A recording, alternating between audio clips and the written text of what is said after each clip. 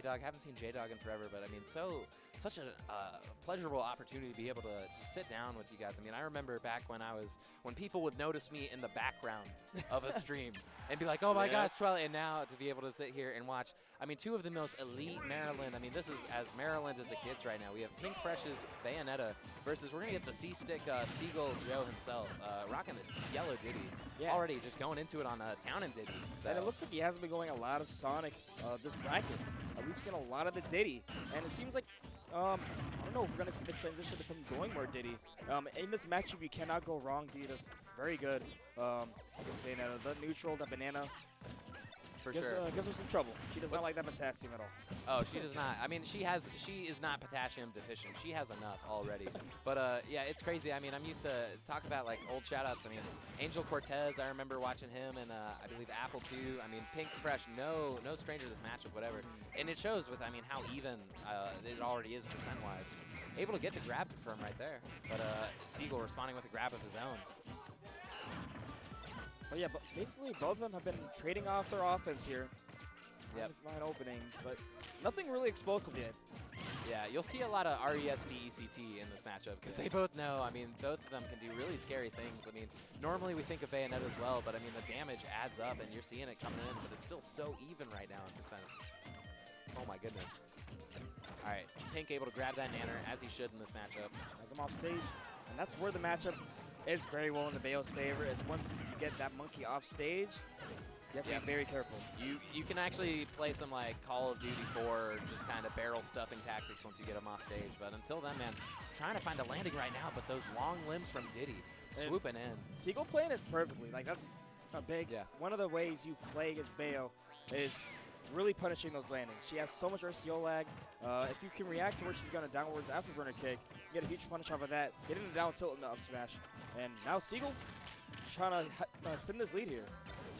All right, he's going to go ahead and toss that nanner. Ooh, man, clipping with the uppercut coming in. Now just knowing to jump there, just reading that up smash shows how often they play. It shows. Already gave him the slap. He knew he was going to do it before Pink Fresh knew he was going to do it.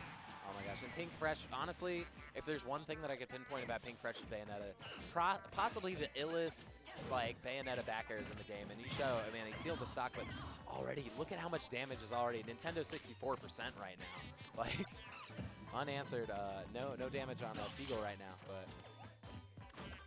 One thing that I also like about Pink Fresh, too, he's able to use the shorter bursts of Witch Twist, as you saw earlier, to really negate some of the projectiles and other gimmicky kind of approach options of Diddy. We saw it right there with the forward air as well. Not something you see as much from other Bayonettas. Seagull looking very good so far in the stock. Yeah, still just, I mean, we have not seen him get touched yet in a while. Rolling through, throwing out the hands, clapping it up. Looking very clean. Shooting the peanut gun, too. He's clapping with that as well. But taking advantage of Bayonetta's lackluster neutral. Also, I mean, throwing that banana and getting the up smash, showing why that yellow color is actually the most OP Diddy color. Because he hid it in the jacket pocket. He actually snuck it in like you sneak in candy to the movies. But then he just threw it out at him, and he showed the cinematic up smash, able to take off that first game on Town and City. Oh, my goodness. Man, like, when Sudie came back from that spawn platform, did not get hit. Yeah, he did not. He said, I'm not going to get touched, and that's honestly how you're supposed to play Smash 4. So, but especially against a character like Bayo, because one touch is all you need. But going back to Town and City, I agree with you. I agree with him going to Town and City in the first place, or he's counterpicking to it, just for the fact that there is a difference between the transition to the platforms and when it's just FD. Oh, and we're seeing right now these low ceilings. I mean, Seagull always great at escaping those combos, but it is really threatening whenever he starts to switch with combos. And when it comes to stage picking, a lot of times, sure, a lot of people think about the cons more than they think about the pros. And higher level play, you'll see them suck up kind of the cons, and you're like, all right, this is what can work, especially against this character. Yeah. All right, rolling through, and he's able to get the nanner. 2 down tilts from, oh man, the damage is just adding up, and I don't know if Pink Fresh can afford it in this game too right now. Right. Dancing on the shield, rolling with the Witch Time. And the respect, getting the down banana down tilt to forward smash. The forward smash so potent, but I mean, honestly, I mean, the theme of this whole set so far. Ooh, what a catch! Oh my gosh, once again escaping. But what I was about to say is, man, I mean, Seagull has just kind of been snacking this whole set so far.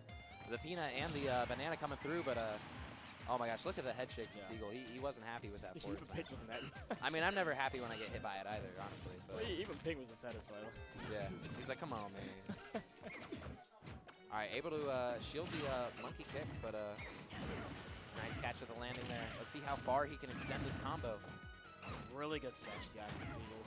Yeah, one of the just really benefits of Diddy, I mean, we saw it even at a signature tournament of Pink Fresh, I mean, Pound 2016, we even saw Diddy, even then, we knew the smash DI and getting out of the combos was really important, and one of the key advantages that Diddy has in this matchup, and oh my gosh, Pink Fresh showing, I know the matchup too.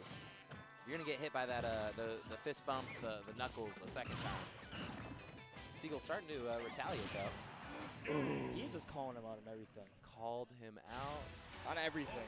That whole stock was nothing but But that's how back and forth it is, man. I mean, we've seen week after week these two opponents just duke it out, and this is what happens. The Xanadu 200, man, it's been the same for the past 200. They've been duking it out, throwing hands. Essentially. I mean, the first 200, or the first few, or not few, but around 100, Pink having a little bit of character crisis, not sure who to main in this game. Yep. But City's found that character, man. He switches off the cotton candy pit. He takes Lucas and he puts the rope snake away in the closet, and he brings out the Bayonetta that we've seen. He opts into the DLC, but I mean, he has been such a menace ever since.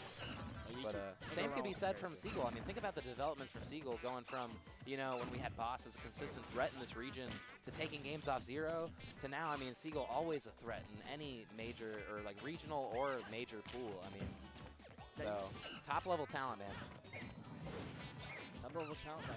You see it, and MDVA, and we're seeing right now in MD 200, and looking like a turnaround of the end of last game. Seagull starting off very strong, only 11% on his first stock. Yep. Mind you, once again, we're on. You can tell that they're throwing hands because we are once again on Town and City, man. It is the location, like, and they're just getting right into it, man. Stage don't matter. It's all about hard reads at this point. It's all about predicting the opponent and mixing it up, because they've had to mix it up at a local level week after week. All right. Man, that forward air comes out so quick, and it's such an obstacle for Bayonetta even to slide around. All right. Seagull not approaching at all. Tries to get the Pink Fresh at 130. I mean, can't blame him. Yeah, man. Even with the post patch on that up air, man, no hoo-ha, but like still, that up air gonna go ahead and take that stock. He's hopping around, man. This Diddy's excited. Like, he does look excited with a short hop, and already going into town, showing off his energy, clapping. And you see the rolls coming through. Pink Fresh is juking right now. Like, he don't do the Bayonetta dance, but he's dancing around the stage right now. They're throwing him out now because one of the worst rolls in the game is Bayonetta's. If not, it would be the worst. If not for Samus's. That was a kind of a weird punish. He threw a banana in his face. But oh my gosh, stuffing out the barrels. And Seagull, of course, getting the tech. All right, looking pretty clean so far. He's able to get 62%, but he's going to have to do a lot more to get rid of this first stock from Seagull.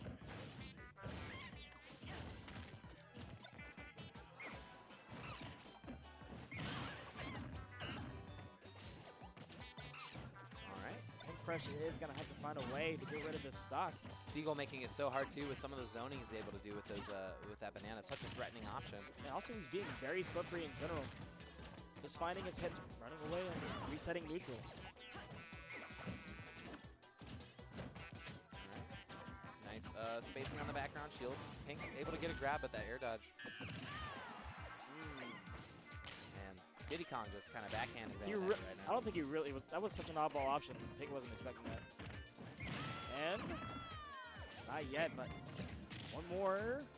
That down tilt could have led to his demise, but Pink still has some fight in him. Let's see. Able to get the dive kick there. Oh, nice. Avoiding those super long limbs from that up smash. And the smashy on Seagull has done a very good job of keeping him alive thus far.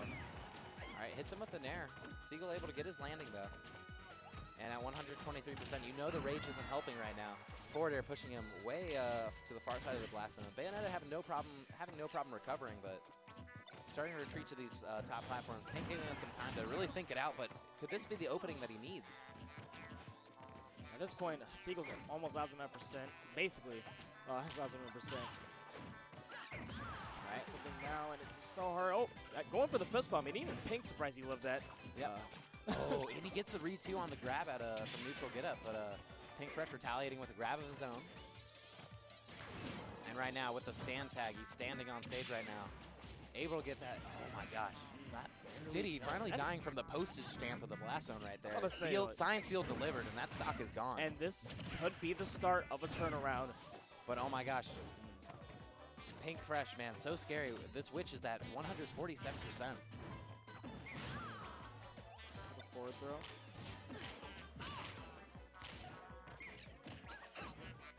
All right, trying to find that landing. Gets the air dodge on stage, And but the he gets forward throw grabbed for it. be Oh no, still living. Great DI by Pink There Fresh. is no rage on Diddy yet, so that may have played a factor. And that is why it was so crucial that he got that stock off with the back air. That one didn't look like, okay. And we talked about earlier about Pink Fresh having really crisp back airs, but as I was talking earlier with J-Dog, I mean, Seagull has been back airing. We talked earlier about how like 10,000 hours is what it takes to achieve mastery. I think Seagull alone has done 10,000.